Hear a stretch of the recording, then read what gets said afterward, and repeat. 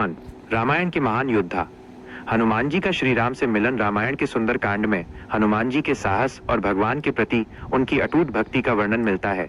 श्री राम को जब उनकी पत्नी सीता की खोज करते हुए वनवास के दौरान हनुमान मिले तो हनुमान ने एक ब्राह्मण का वेश धारण कर उनसे भेंट की।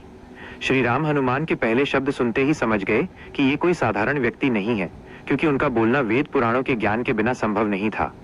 श्री राम ने लक्ष्मण से कहा कि इस व्यक्ति के मंत्र मुग्ध कर देने वाले शब्दों को सुनकर तो शत्रु भी अपने शस्त्र त्याग देगा। हनुमान जी ने श्री राम की इस प्रशंसा को सुनकर अपना वास्तविक वानर रूप प्रकट किया और उनके चरणों में गिर गए। श्री राम ने उन्हें उठाकर गले से लगा लिया। एक भक्त और भगवान का अद्भुत मिलन था। हनुमान जी ने इसके बाद श्री राम और सुग्रीव की मित्रता करवाई।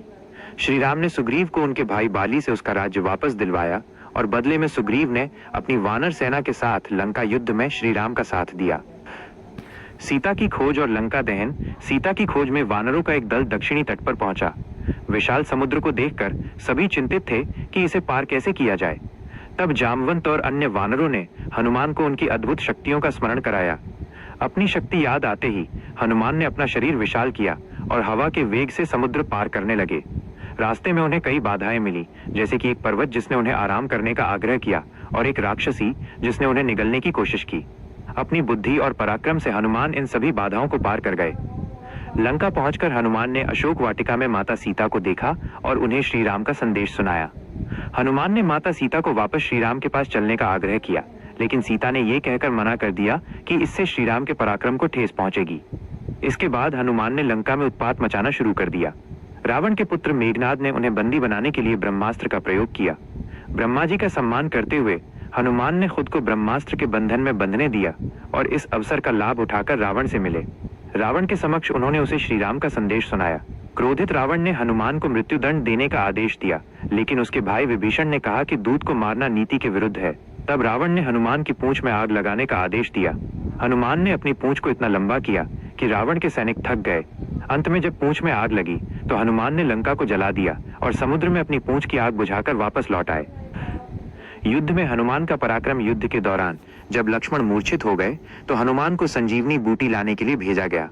संजीवनी बूटी को पहचान न पाने के कारण हनुमान पूरा द्रोणागिरी पर्वत ही उठा लाए, जिससे लक्ष्मण के प्राणों की रक्षा हुई। इस पर भावुक होकर श्री राम ने उन्हें गले लगा लिया और कहा कि तुम मुझे भाई भरत के समान ही प्रिय हो। हनुमान का पंचमुखी अवतार। ये घटना भी युद्ध के दौरान हुई।